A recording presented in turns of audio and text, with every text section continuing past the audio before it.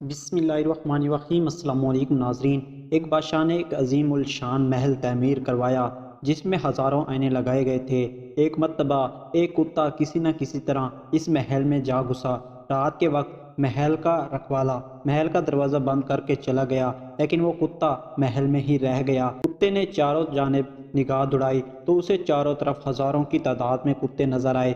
اس سے ہر آئینے میں ایک کتا دکھائی دے رہا تھا۔ اس کتے نے کبھی اپنے آپ کو اتنے دشمنوں کے درمیان پھنسا ہوا نہیں پایا تھا۔ اگر ایک آدھ کتا ہوتا تو شاید وہ اس سے لڑ کر جیت جاتا، لیکن اب کی بار اسے اپنی موت یقینی نظر آ رہی تھی۔ کتا جس طرح آنکھ اٹھاتا اسے کتے ہی کتے نظر آتے۔ اوپر اور نیچے چاروں طرف کتے ہی کتے تھے۔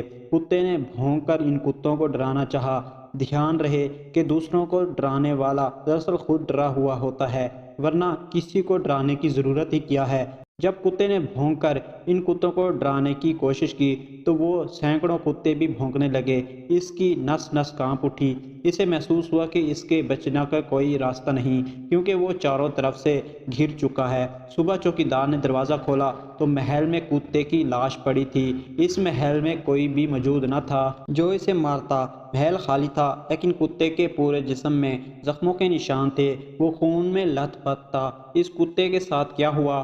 خوف کے عالم میں وہ کتا بھونکا، جھپکا، دیواروں سے ٹکرایا اور مر گیا۔ ہمارے سبھی تعلقات، سبھی حوالے آئینوں کی مانند ہیں۔ ان سب میں ہم اپنی تصویر دیکھتے ہیں۔ نفرت سے بھرا آدمی یہ دیکھ رہا ہوتا ہے کہ سب لوگ اس سے نفرت کرتے ہیں۔ لالچی آدمی کو یوں معلوم ہوتا ہے کہ سب اس کو لوٹنے کے منصوبے بنا رہے ہیں۔ وہ اپنے لالچ کی تصاویر دنیا کے آئینے خانے میں دیکھتا ہے۔ شیطانیت کا مریض سوچتا ہے کہ ساری دنیا اسے جسم پرستی کی دعوت دے رہی ہے۔ فقیر کہتا ہے کہ ساری دنیا ایک ہی اشارہ کر رہی ہے کہ چھوڑ دو سب کچھ، بھاگ جاؤ دنیا سے۔ ہم جو کچھ بھی ہیں وہی کچھ ہمیں اپنے چاروں طرف دکھائی پڑتا ہے۔ سارا جگ آئینہ ہے جس میں ہمیں اپنا آپ ہی دکھائی پڑ رہا ہوتا ہے۔